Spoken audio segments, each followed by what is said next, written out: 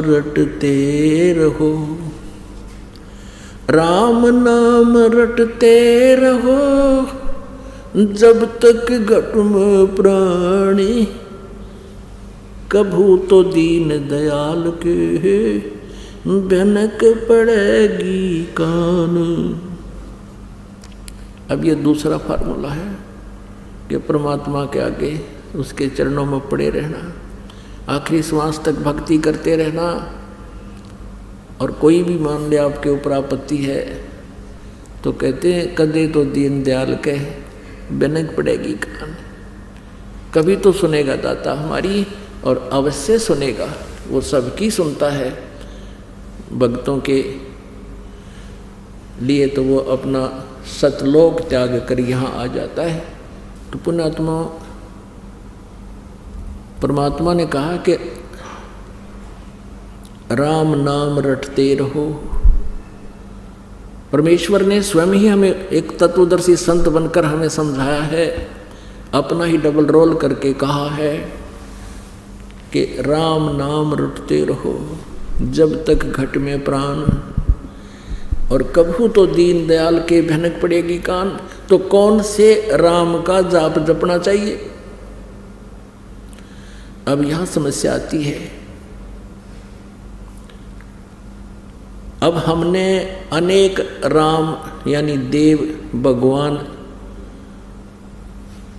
Select कर रखे हैं जिनकी हम पूजाएं करते रहे।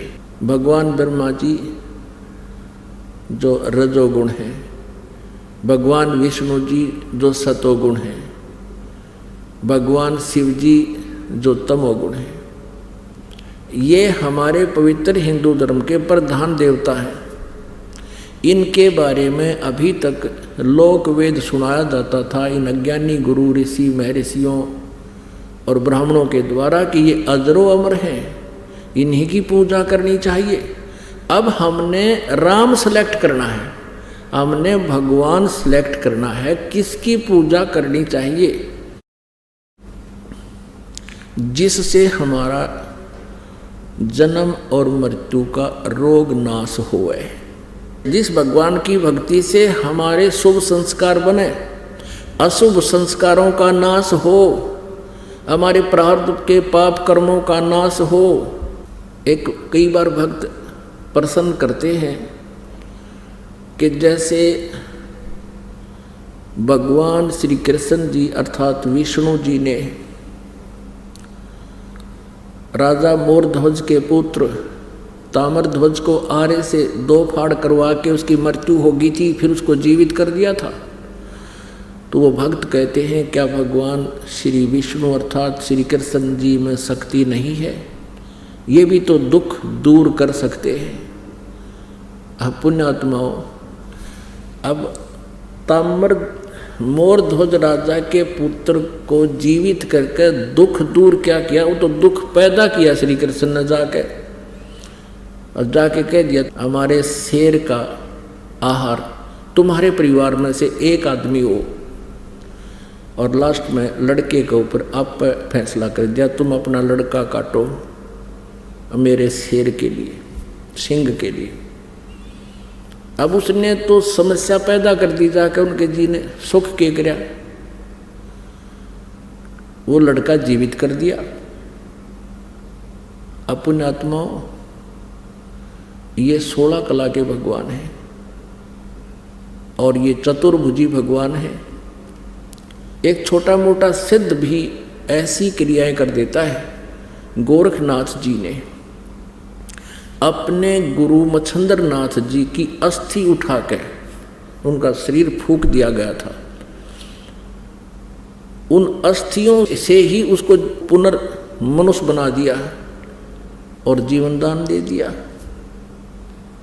तो यहाँ कहने का भाव ये है कि और वही श्री कृष्ण जी जिसने मोरध्वज के राजा के पुत्र ताम्रध्वज को जीवित कर दिया आरे से चरवा कर मृत्यु के उपरांत, वो अपने सगे भांजे अभिमन्यु को जीवित नहीं कर सके। श्री कृष्ण अर्थात विष्णु जी जो सुभद्रा पुत्र थे अभिमन्यु जी, महाभारत के युद्ध में चक्रव्यूह में उनकी मृत्यु हो गई थी। पांडवों का कुल नाश हो रहा था, श्री कृष्ण रो रहा था, सुभद्रा रो रही थी। पांचों पांडवों के आंसू टपक रहे थे। श्री कृष्ण जीवित नहीं कर सके, कारण क्या है? परमेश्वर कबीर जी ने बताया है कि उस ताम्रध्वज लड़के के श्वास शेष थे, यानी उसकी आयु शेष थी, और उस अभिमन्यु की आयु शेष नहीं थी। उसके प्रारब्ध में इतना ही आयु था और वहीं उसकी मृत्यु निश्चित थी, जिस कारण से अभिमन्यु को श्री कृष्ण जीवित नहीं कर सके।